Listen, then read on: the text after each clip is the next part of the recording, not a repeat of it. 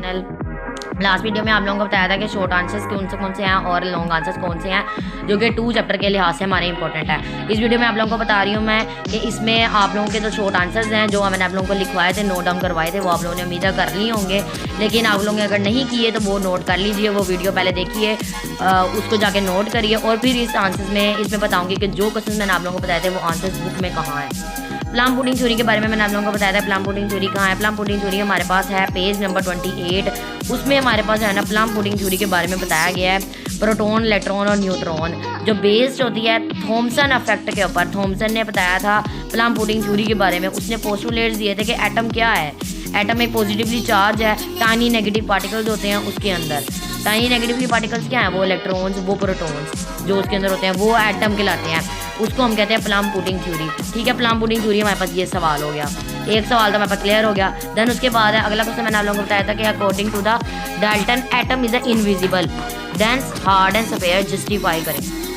और जो सिंपल ये भी लिखा होगा एटम इज इनविजिबल, उसको जस्टिफाई करें।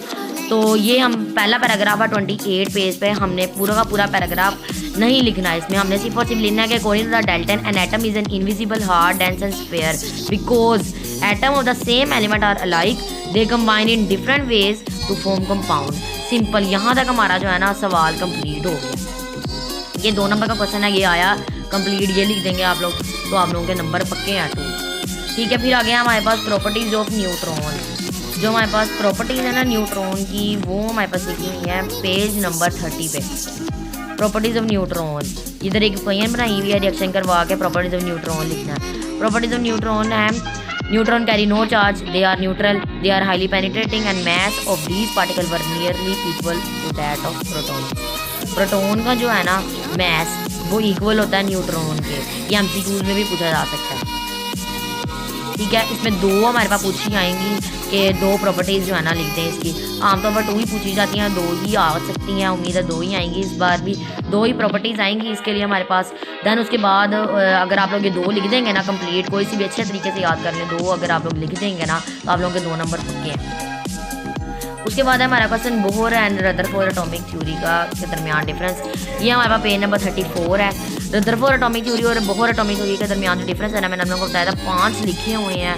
तो 5 में से अगर आप लोगों ने 2 नंबर का सवाल अटैम्प्ट करना है तो 2 कोई से भी अच्छे तरीके से तैयार कर लेंगे ना तो आप लोगों के 2 नंबर पक्के हैं। अगर 5 आप लोग अच्छे तरीके से तैयार नहीं कर सकते ना तो 2 ही अच्छे तरीके से तैयार कर लें, क्योंकि 2 नंबर के शॉर्ट क्वेश्चन में 2 ही सवाल चलेंगे, 2 ही आप लोगों के पास पॉइंट्स चलेंगे। ठीक है, देन उसके बाद हमारे पास इलेक्ट्रॉनिक कॉन्फ़िगरेशन। इलेक्ट्रॉनिक कॉन्फ़िगरेशन की डेफिनेशन हमारे पास लिखी है बुक में पेज नंबर 31 पे। Electronic configuration of first 18 elements. ठीक है, इसकी डेफिनेशन लिखी हुई है the distribution of electron around the nucleus in various shells and sub shells according to their increasing energy, इसका इलेक्ट्रॉनिक कॉन्फ़िगरेशन।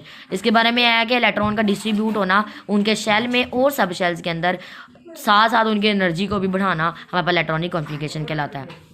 ये डेफिनेशन लिखेंगे, इसके साथ एग्जांपल उन्होंने ना भी पूछी हो तो आप लोगों ने एग्जांपल लाजमी लिखनी है। मैंने आप लोगों को बताया था कि हाइड्रोजन की एग्जांपल सबसे इंपॉर्टेंट है और सबसे ईजीएस्ट है।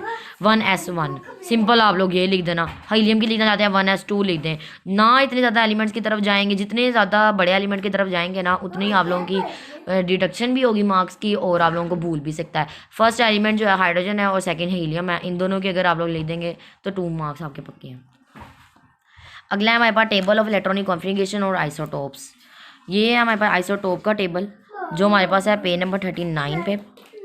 ये भी इम्पोर्टेंट है, इसको हम लोग याद कर सकते हैं। हाइड्रोजन की कितनी हमारे पास आती है आइसोटोप, कितने आइसोटोप्स हैं, उनके अंदर नंबर ऑफ न्यूट्रॉन कितने हैं, उनका मास नंबर क्या है, उसका एटॉमिक नंबर क्या है, ये बेसिकली हमें ये याद करने के लिए दिया हुआ है।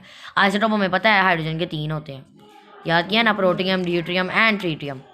क्लोरीन के बारे में भी पूछ सकता है, फ्लोरीन उसके बारे में, क्लोरीन के यूरेनियम के बारे में पूछ सकता है। वो ये भी दे सकता है कि फ्लोरीन के पास कितने हाइड्रोजन होते हैं या कितने आइसोटोप्स होते हैं। Fluorine has no hydrogen because fluorine is a highest electronegativity element. Fluorine के पास कोई हाइड्रोजन नहीं होता, कोई आइसोटोप्स नहीं होते। ठीक है, दैन उसके बाद इलेक्ट्रॉनिक कॉन्फ़िगरेशन का जो टेबल बताया हुआ था वही है जिसमें से आप इलेक्ट्रॉनिक कॉन्फ़िगरेशन की एग्जांपल को किसी भी याद करके लिख सकते हैं। ये है हमारे पास लॉन्गेस्ट हमारे पास Rutherford atomic theory and the Bohr atomic theory. Bohr atomic theory हमारे पास है पेज नंबर 33 पे। ये कंप्लीट आप लोगों ने याद करना है, इसकी डायग्राम भी लाजमी बनानी है ताकि वो हमारे बारे में बता सके हमें कि एब्जॉर्प्शन ऑफ एनर्जी कैसे होती है या रिलीज ऑफ एनर्जी कैसे हो रही है, एक एटम या एक न्यूक्लियस से बाहर कैसे हो सकता है। इसके रिजल्ट रदरफोर्ड के हमें बताने हैं। अगर आप लोग ये डायग्राम नहीं बना चाहते तो ना बनाइए, लेकिन इनकी जो थ्योरी है वो लिखेंगे, रिजल्ट लिखेंगे, ऑब्जर्वेशन लिखेंगे और डिफेक्ट्स भी लाजमी लिखेंगे।